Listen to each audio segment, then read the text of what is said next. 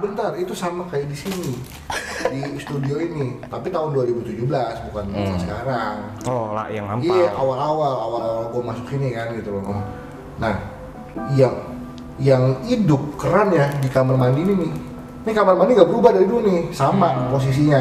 Cuma di belakang memang dirombak kan karena lebih memanjang gitu loh. Kalau saya lihat sekarang kan dia kan ada tangga-tangga gitu kan. Kalau dulu nggak memanjang ke sana gitu loh. Sampai batasan gedung, batasan bangunan lah gitu kan. Kalau sekarang kan dibongkar di kesininya gitu, jadi cuman kamar mandi polos gitu. Nah ini kamar mandi kerannya hidup mulu. Saban malam habis maghrib tuh selalu hidup mulu. Jadi gua dulu waktu awal-awal masuk ke studio ini 2017, setiap kali gue habis maghrib itu gue kamar bawah gue kunci tek. Gue udah gak peduli mau orang jalan ki, mau orang ngidupin air ki, mau apa ki, gue gak peduli gitu. Gue pasang headphone kencang-kencang selama setahun tuh mas. Oh tadi. Berat juga ya. Oh tadi gua nggak tahu itu memang sanyo apa ya. Tadi kan ya gue lewat situ lah lorong gitu. Ini kayak ngeliat arah sini gitu kan. Kok suara air kataku. Jadi ngocor. Suara air itu. Itu karena dibuka kali, kan aku buka dulu. Enggak, ini lorong ini loh. Lorong maju, kan ada lorong. Yang pintu cuma dibuka paling 30 cm. Ya di situ suara airnya. Bruk. Makanya gue dari lu kalau ada CCTV, gue tadi di situ gini apaan gitu. Nah itu makanya sejak ada CCTV hantunya bubar semua, guys. Nah itu gua nggak ngerti gitu, hantunya ngerti digital kali gitu. Berarti kalau mau ngusir hantu di rumah pasang CCTV. Iya, masalahnya dia takut mas di konten ini. Tapi kalau akhirnya ngumpul semua di CCTV, berdiri gini semua di CCTV. Nggak apa-apa kali biar lu langsung viral. Iya. Banyak tuh yang datang, lu jual tiket aja depan rumah. Oh jadi fantasi horor ya, fantasi horor. 2023 orang jatuh aja di konten gue yang penting daripada ditolongin. On cam dulu bos. Buka dulu, gitu. Asapnya lumayan bikin batuk. Mati kameranya. Yos. Ini langsung keluar om. Balkon pendek. Ya gitulah. Tadi makanya gue. Jangan itu. Apanya? Ngobrolnya. Ini gue bingung aja tadi. Kan lu udah duluan ngerokok di sana kan sama lu ya. Ya gue tadi di situ gue ngeliatin aja karena kan kalau siluet warna yang kelihatan dari lorong ini ke arah sini itu merah kan, ya kan? Gue dengerin suara kayak gerojokan air itu. Orang mandi pakai shower gitu. Enggak ya, kau ngerti toren yang penuh nggak? Jadi suaranya kayak gitu. Padahal toren rumah di studio itu di sono. Toren di pojok sana. Kalau sono nggak ada. Makanya gua kaget dari situ tadi cing demi mah. Iya. Kapan cing? Enggak, kalau saya itu masih oke lah gitu. Gue kalau saya masih bunyi-bunyian atau benda bergerak segala macam. Nah, gue pernah video ini ke nyonya ya. Sebut aja. Nggak usah sebut nama, sebut nyonya aja. Pintu di bawah ya, itu kan pintu di kamar bawah itu kalau di sini oke, kita masih curiga nih ada pintu ini nih. Ya kan, ini ada ruang angin masuk, jadi pintu itu bisa ngakok-ngakok gitu kan. Di bawah itu kedap, kagak ada angin, kagak ada apa. Gue dulu kantor gue di bawah. Belum naik ke atas gue. Nah, di bawah sampai gue videoin, itu video hilang, gue lupa naruh di mana. Kalau ada mah Emang biasa kayak gitu itu pasti hilang. enggak, masalahnya gini. Ini pintu nyok gitu. Gitu ya terus ya. Kagak ada angin, gue ngidupin kipas enggak. Gue ngidupin headset enggak. Hirnya kali yang di pintu tuh. Buset, itu pintu seberat-berat kayak apaan di bawah. Apa yang ditiup gitu, sampai kejadiannya tuh waktu di Rukiah rumah ini Oh jadi pertama kita selamatan dulu. Kita selamatan manggil warga sekitar gitu yang muslim karena emang majoritinya bukan muslim lah gitu kan. Jadi ya udah yang bisa aja gitu, terus kita panggil anak panti asuhan gitu kan. Terus habis itu kamu sebelah sini panggil aja nih, bisa datang aja ya udah. Mungkin ini kalau dia dari sini udah manggil udah. Saya tuh, nah si ustadznya tuh minta air, doain gitu, baca yasin, ya gitu. Nah udah pada tamu, udah pada bubar gitu, udah pada makan, bubar gitu kan. Udah tuh ustadz kan putar dari rumah tuh, direm. Besoknya pagi-pagi jam 9 ibu-ibu tukang bersihin rumah di depan jalanan kesurupan. Pagi-pagi. Pagi jam 9 kesurupan. Tanya gitu kan, sama siapa nanya kan, kenapa gitu, kenapa emang kayak ngobrol sama manusia lah gitu. Terus nih, kenapa gitu, saya diusir gitu.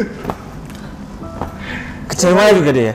Kecewa lah, udah lama tinggal di sini lo diusir gimana kan. Udah si Pak Haji kan datang lagi gitu, udah nih udah maunya apa, syaratnya apa gitu, pokoknya adalah gitu, pokoknya lah prosesnya panjang ya, udah bersih segala macam gitu kan. Akhirnya udah tuh selesai tuh tahap pertama, itu baru tahap pertama 2017 tahap pertama. Ini rumah saking rumah Belanda ini gitu kan, sampai mungkin ada ribuan kali yang nungguin gitu. Udah, nah tahap kedua gitu, gua telepon lah, 2017 ya, 2018 gua tuh pokoknya dengan begitu banyak gangguan yang tidak bisa diceritakan di segala macam, akhirnya gua telepon gitu.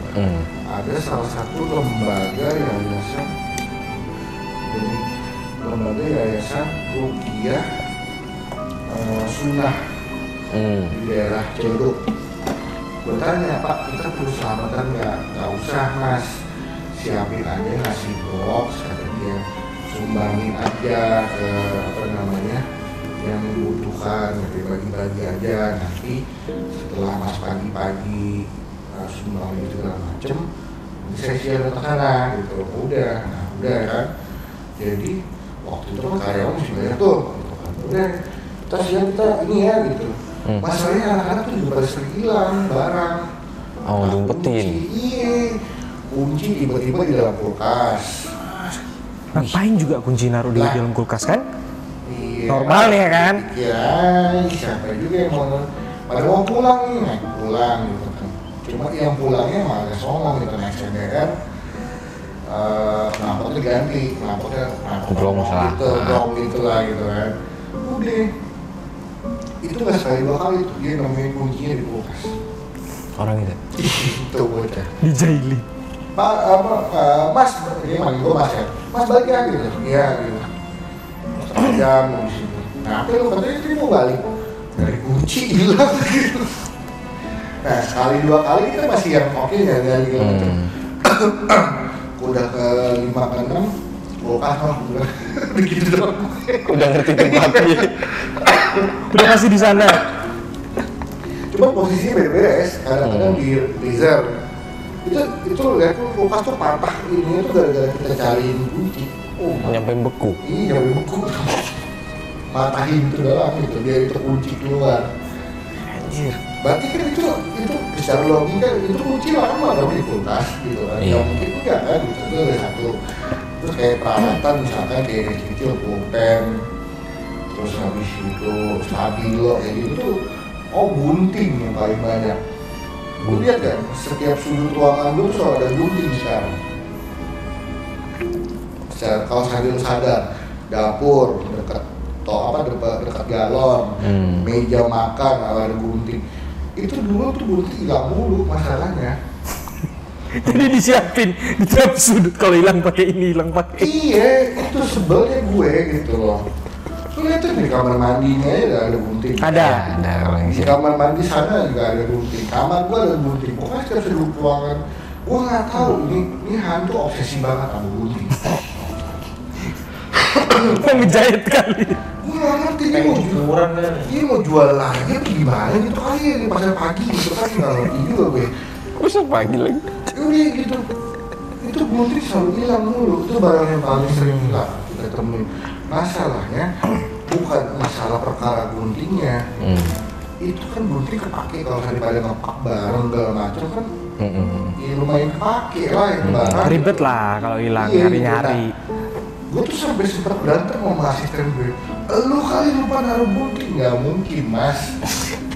Masa gunting saya umpetin gitu kan? Buat apa juga Buat ya? apa juga? Saya kata kalau duit berharga sih nggak masalah kata dia. Oh berarti lu ngaku maling dulu dapat ini. Ya gitu juga dong. Udah gitu pokoknya itu gunting selalu. Nah dari sejak itu gunting selalu gue taruh di setiap ruangan. Sampai sekarang ya. Sampai sekarang gitu. Tapi untungnya setelah itu aman gitu, nggak ada yang gerak-gerak lagi gitu masalah perkara gunting. Nah habis itu si nyonya dia tuh selalu stok yang namanya garam kasar. Kalau lu perhatiin setiap sudut ruangan ini pasti lu ketemu yang namanya garam kasar. Lu perhatiin deh gitu. Kalau di depan itu setiap malam Jumat gue selalu kayak orang pesugihan gitu. Padahal sebenarnya kagak itu niatnya gitu loh. Buat apa namanya magerin doang. Jaga diri Iya, lah. buat jaga-jaga aja gitu. Cuma kalau saya ngambil efek positifnya mungkin biar ular nggak masuk atau Iya, apa, serangga, serangga, reptil, itu begini gitu doang gitu. Itu setiap malam Jumat tuh gitu. Sampai tegur sama tetangga tuh, mas pesugihan ya, ngaburin garam. Nah itu garam juga nggak pernah hilang dari sini. Yang ketiga barang yang nggak pernah hilang dari sini adalah lupa. Kalau saya lihat tuh di atas kulkas itu dulu mari lu buka tuh lupa tuh gue sini. Mau lupa gaib, mau lupa Dewi Kuangkin, Segala macem lah ada. lupa Bali, lupa ini, ada semua tuh. Kalau tadi lu abis ini ke bawah nih lu periksa aja deh, gue bener apa enggak ngomong. Tuh barang-barang misalnya di sini ya. Masalahnya gini loh, 2018 udah selesai nih gitu kan. 2019 kita tuh di rumah ini tuh bunga tiba-tiba ada tengah ruangan gitu nih. Sahabat malam Jumat bunga dari mana? Bunga apa nih? Bunga habis kematian. Yang kayak kantil Aduh, gitu ya. iya. Ini gue juga merinding. Kantil mati. Nah, kita mati gue susah tinggal sini. Gak gitu Gak gitu. Sorry.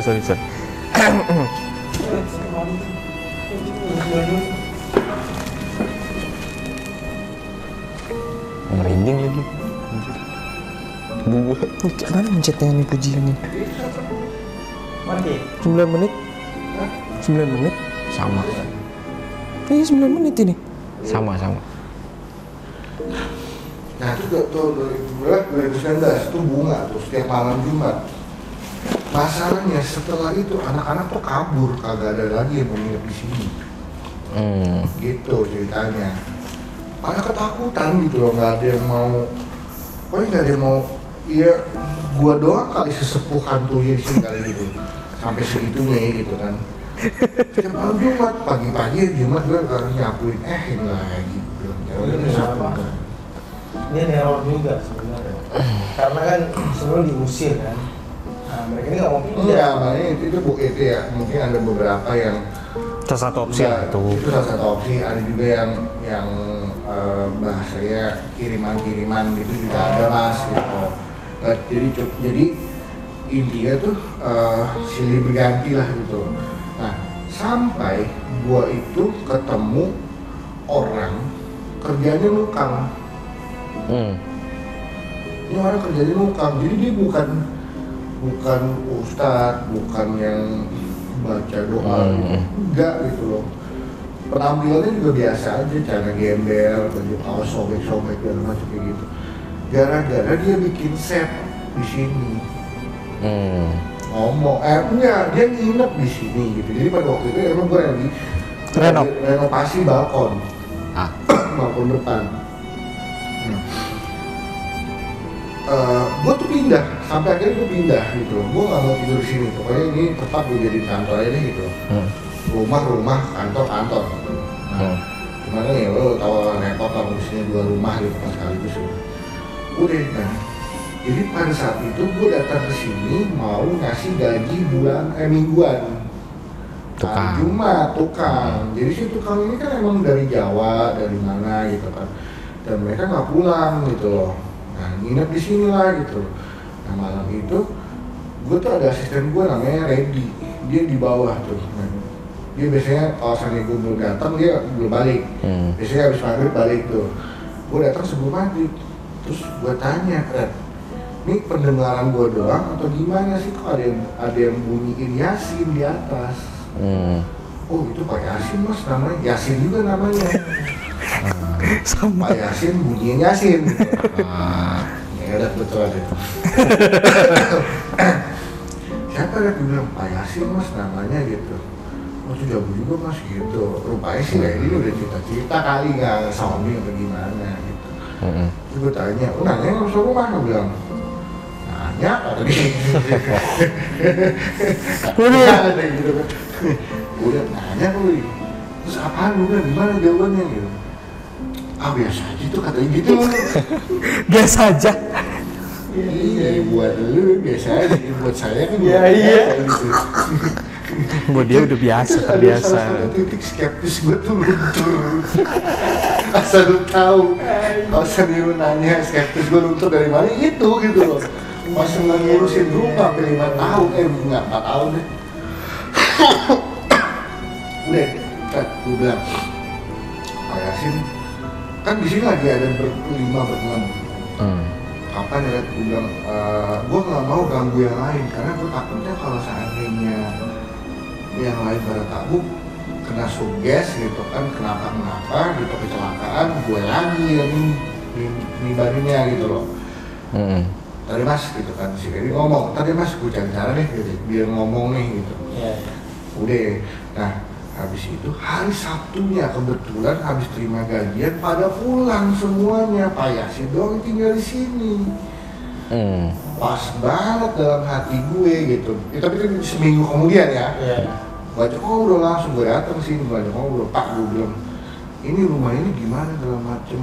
Oh, mas mau di ini ya, mau dipindahin. Gue tanya, emang nih kenapa? Gue bilang, si Pak Yasin ini juga demen film Korea. Luar biasa ya gitu kan. Dia memvisualkan itu film Korea men. Anjir keren. Kata dia gini, di film Korea itu ada namanya Hotel de Luna mas, katanya gitu. Hafal juga aku. Gua nggak tahu itu film Pak, itu baru pertama kali gue nonton film Korea. Tapi sudah satu episode doang. Jadi ceritanya itu hotel adalah hotel orang gaib. Iya. Penginapan orang gaib. Siapapun yang transisi arwahnya masuk ke dalam alam berikutnya, mereka stop dulu di situ numpang nginep. Itu visualnya di Hotel de Luna. Hotel de Luna itu film itu lah gitu kan. Oh gitu, udah ya udah. Setelah gue tahu itu gitu kan, gue nanya lagi gimana. Ternyata tempat ini tuh memang jadi salah satu magnet objek. Ya kalau kita bahasanya perkampungan, portal, tempat mereka lewat, tempat mereka singgah, beristirahat dan ngapa-ngapain gitu. Nah, cuman si Pak Yasin ini ngomong, dia bilang ini tuh ada 2 energi mas, yang negatif sama yang positif. Dua-duanya nih jadi satu nih, ngegumpel gitu loh. Ini yang harus disusutin kalau kayak kabel kusut, kata dia gitu kan.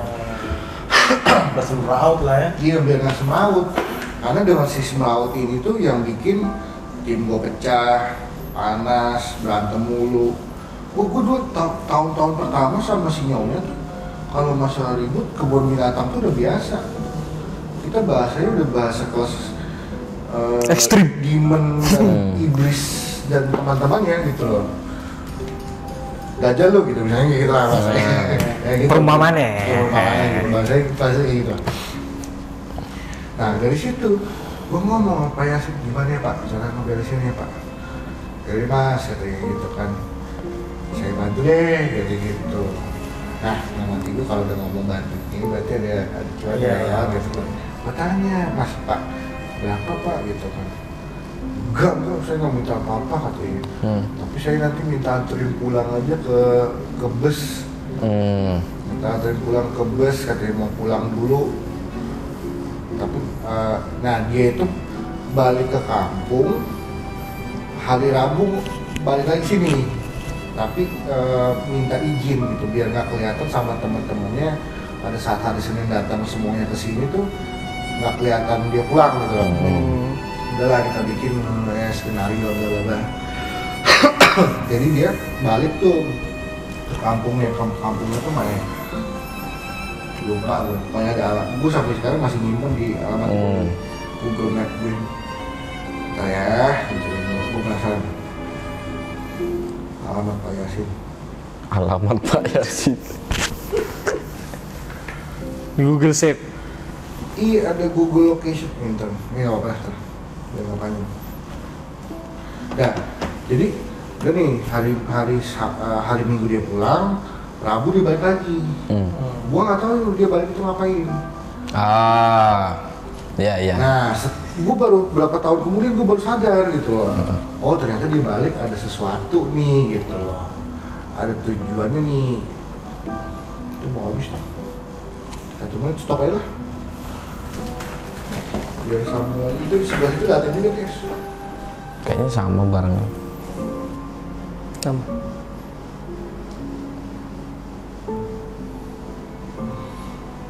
Ini mana sih ini pencet? Ini Ini itu yang sama kok. Sama kok yang tadi tuh. gak mau ya? Ini kan? Ini. Oh alah.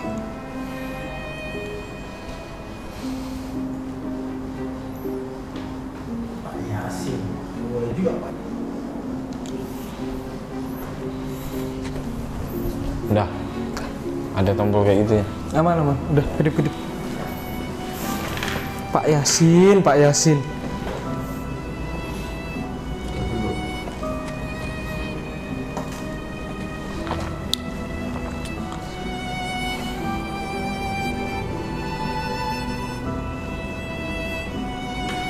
Nah, udah gitu ya. Oke, balik lagi dia hari Rabu. Nah, dia bilang, Mas, malam Jumat sibuk gak? Si Pak Yasin. Iya, ngomong sama gue. Dia bilang, gue bilang, enggak pak, gitu kan. Emang ya udah sengaja lah gue kosongin gitu. Udah mas, kalau bisa anak-anak disuruh libur dulu. Yang kerja sama gue gitu loh. Kalau yang tukang-tukang nggak apa-apa. Suruh kerja lanjut aja gitu. Udah kan, gue awalnya ya udahlah gue ikut aja lah gitu loh. Cuman ada beberapa asisten gue suruh datang. Nemenin lah ya. Nemenin. Nah gitu kan. Jadi waktu itu ada gue, Randy. Nah si Prisil Udah. si Nyonya gitu kan. Itu disuruh datang juga. Sudah datang juga. Sama Pak Yasin. Sama Pak Yasin. Udah, nggak apa-apa ya. Udah gue ngomong tuh. Bilangnya, datang ya. Jangan enggak nih, kita biar demi kebaikan sama nih gitu. Oke. Awalnya kan kita mikir setelah 2017-2018 tadi bahwa ini cuman kayak tempat yang disinggahi dan segala macam, kita cuma mikirnya sampai sana dong guys. Sampai kepikiran kosan itu dikirim-kirim orang segala macam. Nah sorenya Pak Yasin nih minta beliin botol beling. Harus yang beling loh mas. Nggak boleh enggak. Ini baru pertama kali nih gue yang menurut gue nggak mungkin deh, kayaknya nggak bakal bisa direkayasa nih kejadian gitu. Sudah ya, gue belilah itu botol Beling. beling yang sirup, Sirup. Satu, tiga, tiga. terus kata si Reddy kan, nih sini kemana ini? Sayang ya kan? Gue tuang aja, gue bilang, lu masih mikirin aja botol mau isi mau diapain, lu tuang aja di sirup. Tuang aja taruh di mana gitu kayak. Aduh. Itu perkara setelah kita ngurusin segala macam baru kita minum-minumin begitu ya. Udah beneran dibuat sama dia gitu kan, sebotol kasih screening terus Pokoknya 3 botol lah itu kosong. Dah ya, oke malam udah jam 10 tuh, Pak belum mulai, ntar mas jam 12. Jam 12 aja kata dia gitu kan. Saya mau sholat dulu, mau tiduran dulu kata dia gitu. Nanti setengah 12 mau tahajud kayak gitu. Udah. Nah gue kan ya nanti gue gadang lah. Hidup gue udah normal ya gitu. Waktu itu aneh gitu. Udah lah ya gitu. Ya tapi gue ngikutin aja lah prosedurnya gitu. Si Reddy lagi main domino di bawah, main monopoli segala macam, pokoknya gitu main-main. Nah 11 lewat 15 dia bangun tahajud bentar gitu, pokoknya di setengah 12 tuh udah yuk siap-siap yuk gitu. Siap-siap. Nah ini kamar mandi yang jadi target dia pertama. Ya gitu. isi Udah ya, dan nih jadi gua itu ada 9 orang total waktu itu. di malam itu, kejadian yang malam itu. Dibilang mas bentar ya kayak gitu kan, tungguin kayak gitu. Nah dia komat kami apalah gua nggak ngerti lah gitu loh, dibakar dupa plong ces gitu hidup gua dupa Satu. dupa, tapi bukan dupa yang batang, kemenyan ya kok ya, kalau yang gaduh kotak itu menyan ya, Menyan. Putih. Ih gua nggak tahu. Ada serat hitam ya dikit. Iya, menyan Arab, dibilang apa menyan apa, gue nggak paham lah gitu. Udah dibakces gitu kan. Itu wangi banget ruangan, baunya gitu. Nah, itu botol mana kayak gitu. Oh ini botol kasih. Nah, itu botol ditaruh di tengah-tengah kamar mandi. Plak, gitu. Dibuka atasnya. Hah? Atasnya dibuka? Ya. Atasnya dibuka. Si menyan Dimasukin. masukin ke botol, plong. Cemplung gak tuh gitu kan, itu botol naik es di terbang anjir, terbang udah tangkap kata dia gitu kan, langsung pada semuanya ngambil itu botol, dia tuh megang begini, mana tutupnya buruan kata dia gitu. Ada yang satu nutup gini, gitu nutup tekan kayak gini, itu botol masih terus naik ke atas. 9 orang. Nah, bayangin, itu botol kecil nih, meganginnya. Berat bener. Kita mau nurunin itu botol naik terus, nurunin botol terus. Ada videonya gue. Gue lupa namanya. Seru nih. Jadi naik, itu botol naik terus. Sampai akhirnya, pokoknya lama-lama itu botol lemes sampai turun pak gitu. Gitu kemudian udah diem dan nyaman nih kata dia gitu. Itu udah tuh saya botol pertama nih udah, ayo ikut saya kata dia gitu. Botol kedua belakang es Ya. Tangga. belakang tangga turun ke bawah. Sama prosedurnya, bakar menyan gitu kan, bau wangi yang macem gitu kan, cemplungin ke botol. Nah ketika dicemplungin dalam botol itu, ini botol udah itu nggak ada yang nyentuh tuh botol. Kalau logika ya, logika kan gue double kan, kalau misalnya sulapnya pakai teknik sulap apaan gue bilang gitu, udah kayak gitu mikirnya gitu. Nggak mungkin, gue berani jamin itu nggak mungkin pakai sulap. Bisa begini botol Geter sendiri. gempa enggak, ada yang megang tuh botol enggak gitu. Cemplungin sama. Nah itu botol pas sudah begini naik dikit terus gitu naik gitu, langsung Pegang. tangkap 9 orang nangkepin itu botol biar bisa turun ke bawah. Itu baru pertama kali gue dapet nemuin yang namanya istilah tangkap jin dalam botol. Dan tuh yang ketiga di sono, pojok sono. Pojok mana? Pojok sono, ini kan dari tangga gua ini kan ada jalan dikit kecil gitu di belakang pintu rumahnya. Ada jalan kecil gitu. Di pojok sono pokoknya dulu di situ toren air sebelum dibongkar jadi studio. Yang di lantai 2 juga masih kan? Iya berarti belakang kamar gue. Ini Iya belakang kamar gue persis. Gitu. sejajar.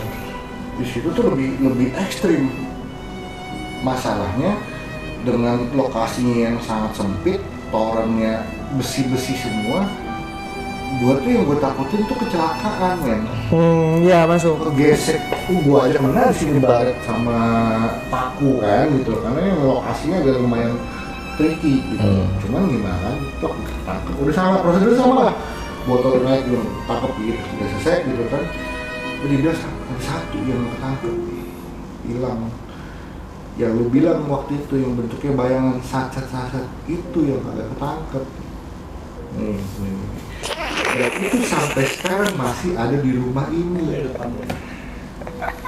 Oh, yang itu. Jadi gue ketika ada orang bilang bahwa oh di sini ada yang sat-sat yang dalam bentuk bayangan, gue udah yang oke. Yang itulah ya. Itu gue udah tahu lah itu. Itu. Nah. Dari situlah Pak gitu loh dia bilang udah nih Mas, gitu ya, hampir semua cuma satu yang nggak bisa saya tangkap karena susah kata dia gitu. Udah selesai lah gitu kan acara tangkap menangkap nih. Iya. Cing mania mantap ya. Anjir kok jadi serem beneran, padahal serem bercanda gitu. Lanjut. Udah. Nah habis itu gitu kan. Udah nih, sudah selesai lah, proyek selesai, semuanya segala macam, rumah sudah jadi bagus, kita udah bekerja dengan baik seperti sedia kala segala macam. Nah, satu ketika ada 4 bocah kecil di rumah ini, gitu loh, bekas anak-anak Belanda. Waduh. Yang nggak tahu emaknya bapaknya kemana, pokoknya meninggal nyangkut apa gimana itu di sini gitu. Yang gue liat main bola berarti di sini. Iya gitu. Nah mereka ternyata pada saat proses pengusiran itu nggak masuk ke dalam motor tapi kabur keluar rumah. Posisinya entah ada di teman depan sini atau enggak dia main di depan taman. Iya. Keren gitu. Karena security sering ngomong, Mas bocah-bocah loh kata gitu. Masalahnya security ngomong itu kan ada taman bermain kan di situ kan. Itu kadang-kadang kalau tengah malam kagak ada angin, kagak ada apa, kayunya goyang-goyang. Gitu. Biasalah ya, ibarat kata. Iya udah kan gitu kan. Jadi kalau security sih udah hal yang wajar gitu, udah maklum lah gitu kan, rumah ini menurut mereka adalah rumah yang paling serem dari dulu sampai sekarang gitu. Cuma lo doang Mas katanya yang barang tinggal di sini sendirian. Gitu. Pantesan kalau lihat satpam mana Pak Re, kayaknya udah ngerti sekali Pak. Nah itu salah satunya gitu. Oh iya. Karena pada saat proses itu mereka tuh sudah bantuin gue gitu sampai di sini gitu, security itu di depan gitu loh. Udah lah ya. Udah. Terus habis itu panjang lah kita prosesnya gitu, berhadapan dengan orang yang tidak percaya gitu, berhadapan dengan skeptisisme nggak jelas itu dalam tapi akhirnya gue yang udah terserah deh, mau percaya enggak gitu lah nah, itu juga satu titik turn over gue percaya bahwa yang namanya mistis ada tingkat kesadaran kita nggak bisa jelasin secara logika itu satu hal gitu. Udah ya, terus habis itu udah selesai gitu kan, udahlah Pak Yasin pulang lah. Sampai ketemu ketika itu masalah yang 4 bocah ini. Bocah ini tuh mereka tuh sebenarnya nggak masalah di depan rumah gitu. Cuman si nyonya kasihan. Si nyonya yang sering digangguin ya? Iya, nyonya kasihan. Ya kan bikin rumahnya. Iya, gue ngerti sih itu. Nyonya kasihan. Udah gitu. Akhirnya sampai satu titik ada satu momen apa? Oh iya. Jadi ada satu momen kita panggil lagi si Pak Yasin karena apa? Biar si nyonya kali berhasil lah gitu ceritanya gitu. Setelah itu rumah adem dan segala macam gitu. Nah cerita kedua 2019 akhir. Ini sebelum pandemi ya. 2019 akhir. Nah itu dimana ketika kita ngedapetin buluh-buluh sebutannya. Ya buluh. Tidur deh lu. Ngantuk banget gua. Tiba-tiba ditiupin. bulu-bulu yang jimat-jimat gitu, yang gue kirimin ke lu. Oh iya yang Nah, itu yang itu apa? Pak Yasin Bungkusan juga. itu kan? Iya, Pak Yasin juga yang angkat-angkatin. Oh. Itu orangnya sama orang itu juga yang angkat-angkatin gitu loh. Udah gitu. Pak gue bilang gue minta bantuin dong Pak gitu, lama-lama kok saya ini segala macam. Akhirnya ternyata kita baru tahu ternyata ada pesaing kita yang memang kondisinya diri. Tuh. Saing lawan. Jadi lawan biasa lah gitu gini-gini. Wah tuh kalau diceritain tuh part 2 aja tuh. Wah, Pantesan tadi si nyonya kan tanya ke gua gitu. Ketika gua bilang anak kecil, dia langsung wah, kayak gitu. Iya, karena yang 4 anak bocah tadi akhirnya gitu kan gue pendek ini gitu. Akhirnya ikut nyonya sampai sekarang. Dan namanya hampir mirip-mirip kayak punya Lisa. Gitu. Ya, Yang sebelum. gua ngerti namanya. Sampai sekarang. Yang pertama namanya Mary M, yang kedua namanya Hans, yang ketiga namanya Randy, yang keempat namanya siapa ya, gue lupa. Johnson. Itu lah gue. Pokoknya namanya nama Belanda semua. Mirip-mirip kayak punya yang si Mbak kayak gitu.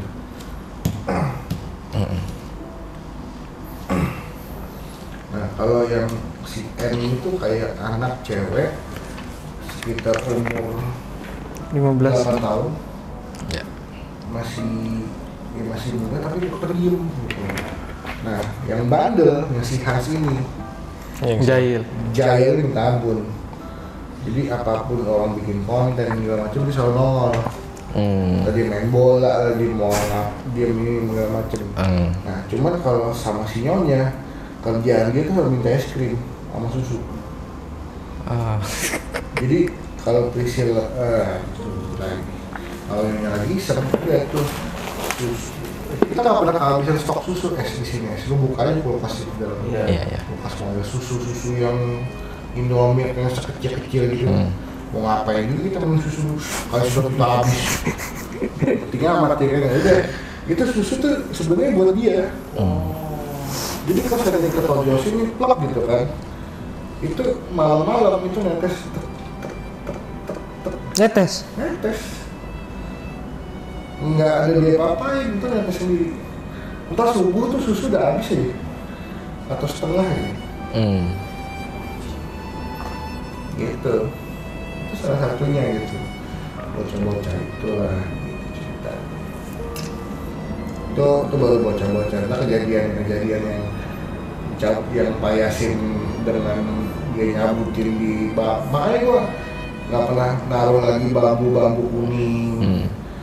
Media-media tanaman yang apa ya menurut Pak Yasin bisa Menarik. menarik gitu segala macam gua singkirin semua.